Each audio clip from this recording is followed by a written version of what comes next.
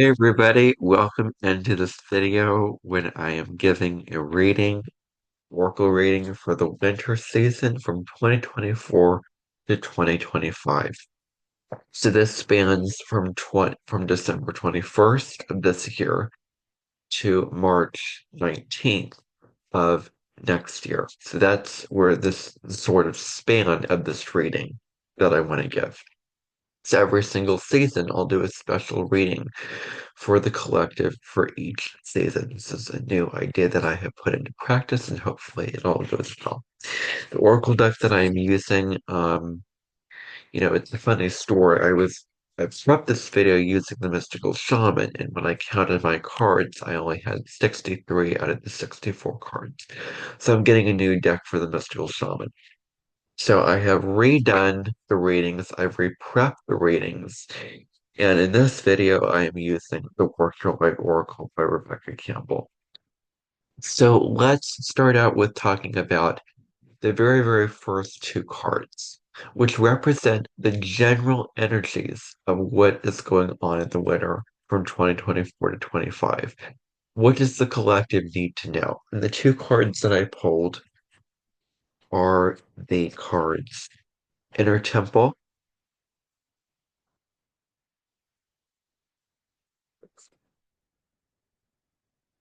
Devotion, tune into the portal of your heart,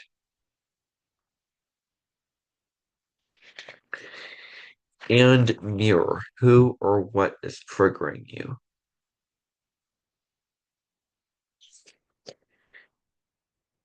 So this is about really, really examining what you're devoted to. What are you committed to in your life? What can you devote your energy and time to? Be it reading something, be it helping out your lucky friend with their work, helping out with putting the books in the shelf in the library. Could be creating phones for the people to use. Whatever you're devoted to, this is the time to focus on that. And then this is a time to focus on the light that you're shining as a part of you that longs to be witnessed. The light that you shine may be a part of you that longs to be seen and heard and understand. And what can you do to make yourself feel seen, heard, and understand without necessarily relying on the outside world to fulfill that need? This is about looking at what you're committed to in your life. What are you devoted to? And write down, maybe you can write down in the comments what you're devoted to down below. And so from the people that we admire to those we're jealous of, what within you needs healing? What is reflecting back to you? The people that are reflecting back to you, the states of being that are both positive and negative, and what needs to be healed. Certain jealous feelings, certain sad feelings, certain depressed feelings, or certain elated feelings, joyful, overconfident, excited, all these types of things, the blending of the positive and negative. People are going to mirror this back to you in your life, and you're going to notice it more prominently during this time. So it's about looking at what or whom is triggering you in your life in negative and positive ways, and really, really examine that with what people say and what people do. Certain individuals come into our lives and they mirror back to us certain traits of ourselves that some of which we don't want to look at, we want to deny and reject.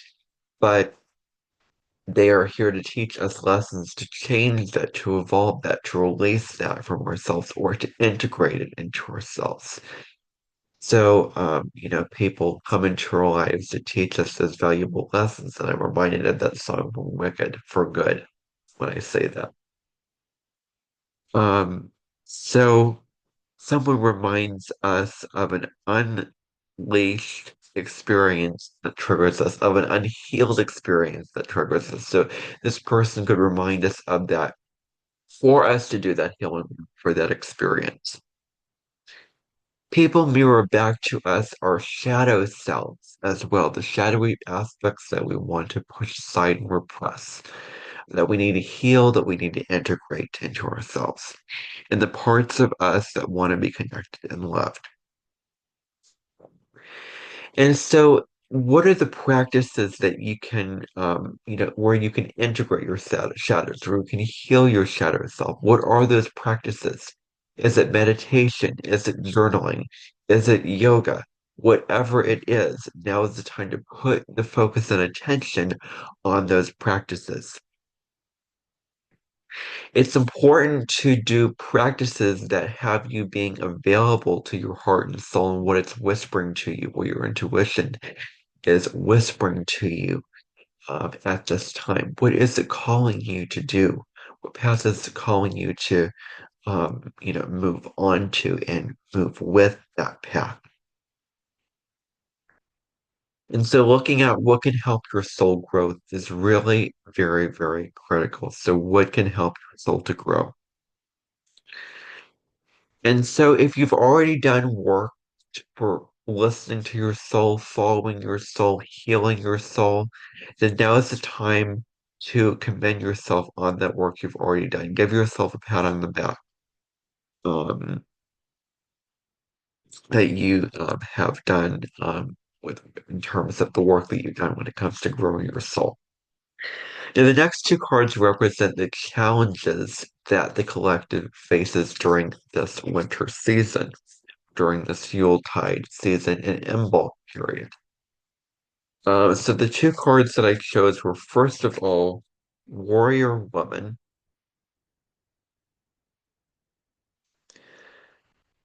which asks the question, have you answered your deepest calling?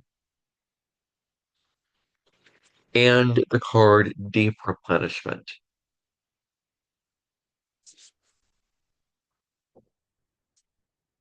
Retreat, rest, be held.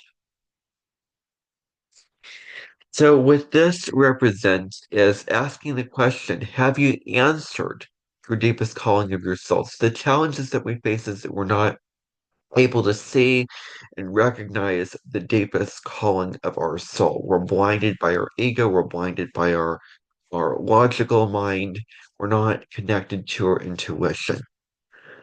Um, and so we're also challenged in not having the courage to stand up for ourselves and other people in our lives. It's very challenging to nurture ourselves at this time as well. So it's really critical for us to fill up our cups, to give the energy we truly need to give from. Because we can't give from an empty well. We can't give from feeling depleted or feeling drained or feeling weak, like we're about to faint, because we're giving so much, we're exuding all of our energy, and we're not giving ourselves enough energy and enough rest and, recharging of our batteries. So it's really important to fill up our cups. Um, it's not about looking outside of ourselves to give us the nurturing that we need. It's about looking inside. What can we do on the inside for ourselves? What can we do with ourselves to give us the nurturance that we need? Not looking at the outside world to give us that. You can give so much more open-heartedly, so much more willingly, so much more truly and genuinely if you fill up your inner well first. This is a time to put your focus on what brings you peace and nurturance, but you may be swayed off by the Buddha leggings. You may be swayed off by your responsibilities of how you have to show up to people where it's more difficult to carve out the time for peace and rejuvenation and nurturance and really putting your focus on what brings you peace, what brings you nurturing in your life. So it's really, really critical to to give yourself that peace, that time where you can rest and refuel yourself. And so leading a soul-centered life takes courage. It takes tremendous bravery to follow your soul, to go against your ego, to go against the other people in your world, to follow your soul, to trust your intuition, to learn to say no, to have healthy boundaries, the whole gamut, the whole kit and caboodle. This is about having the courage to do that, but we may not have the courage to lead a soul-centered life.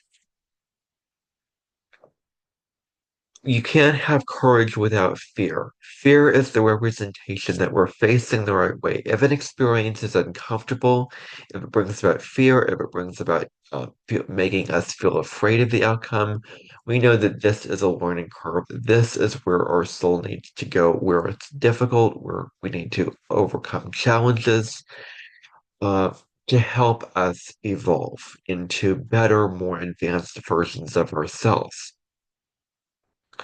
So courage is about feeling the fear and doing it anyways. That's what this is about. And courage truly does come from the heart.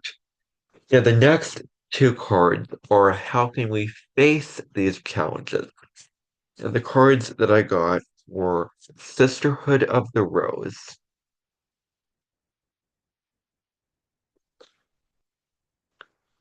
Beauty and Devotion, Priestess, Mystic, Teacher,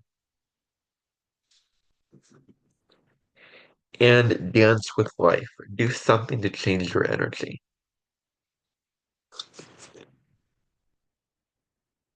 So this is actually very, very concrete. It's a good idea during this season to carve time out for your day, to put on some music and dance to it during the winter season because the challenge is connecting to our soul. The challenge is connecting to our heart. But when we dance, when we move energy, when we shake our bodies and move around, we connect to our intuition, to our spirit at a deeper level. You can see Sonia Choquette, a really popular spiritual author and teacher, doing this in front of a huge group of people, where they're moving and they're doing moves that they never did before to surprise their soul, to connect to their spirit.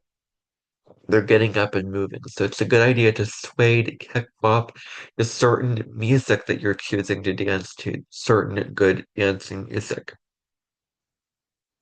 This is also a time where noticing the beauty all around you can really, really connect you to your soul, can really help you, um, connect to that spiritual part of you.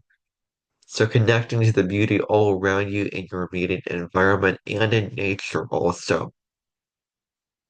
And so it's also asking you to this card, for instance, this card about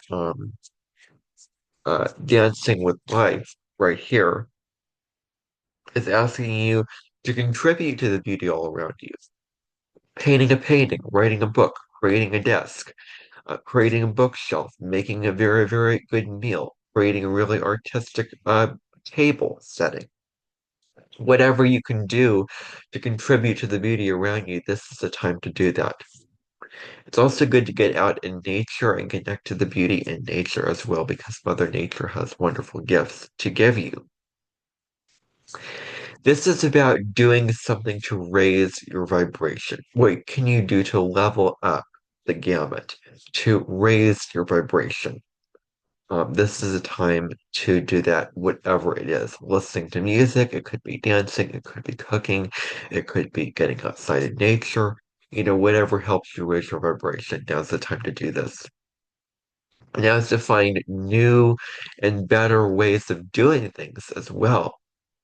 Not staying stuck in the same old patterns where you're not connected to your soul. Finding new ways of doing things that greater connect you to your soul. This is what this is about. And then the last two cards that I pulled are what is the result of facing these challenges that I discussed in these the previous cards? And the two cards that I got were first of all, awakening, which is about energetic upgrades, a new way of being, integration. And the second card that I got is trust your path. If you knew you would be supported, what would you do?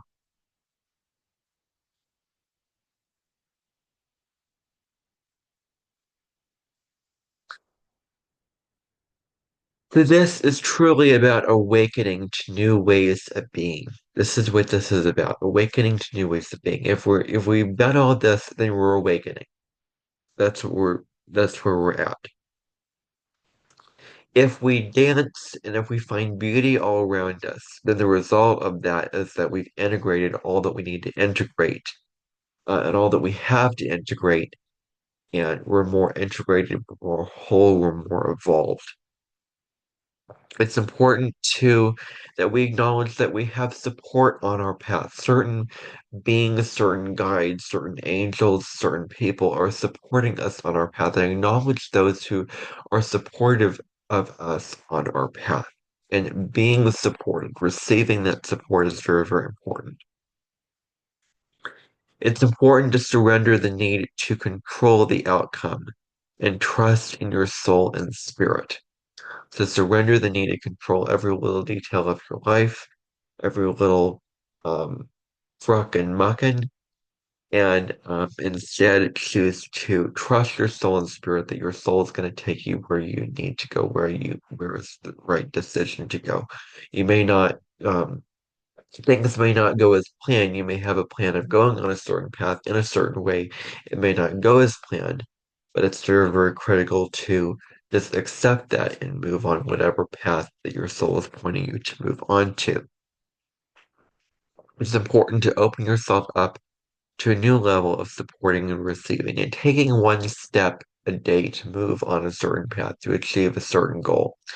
One step a day, baby steps, putting one foot in front of the other, and you'll be surprised at how far you come in a month or a year from now on moving on that path and manifesting what you desire when you face your true north.